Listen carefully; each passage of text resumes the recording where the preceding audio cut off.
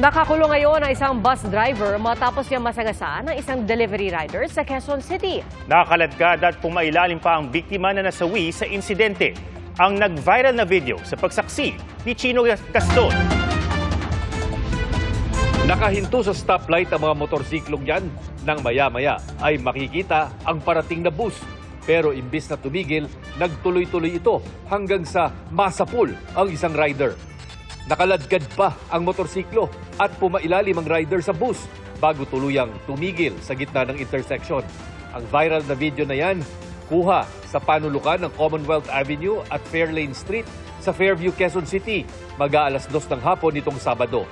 Yung bus daw bumubusina na at nawalan ng preno.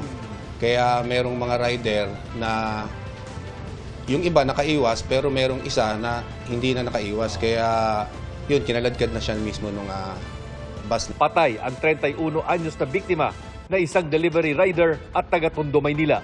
Sabi ng sospek, pauwi na sana siya noon dahil may naramdamang problema sa preno ng kanyang bus. Sinubukan ko po yung actually doon sa Quezon na kung hindi siya magsasakay, ibig sabihin magaang siya, kaya niya pang tumigil. Kaya lang siguro habang tinatakbo ko, dumalala, sinusinahan ko na, talagang pinili kong tumigil, hindi tumigil talaga yung sinakit.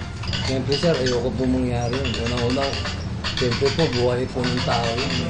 Na-inquest na ang bus driver na nahaharap sa kasong reckless imprudence resulting in homicide and damage to property.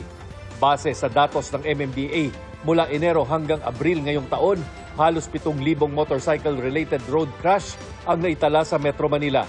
78 sa mga ito ay may namatay. Para sa GMA Integrated News, ako si Chino Gaston, ang inyong saksi. Mga kapuso, sama-sama tayong maging saksi. Mag-subscribe sa GMA Integrated News sa YouTube at para sa mga kapuso abroad, samahan niyo kami sa GMA Pinoy TV at sa www.gmanews.tv.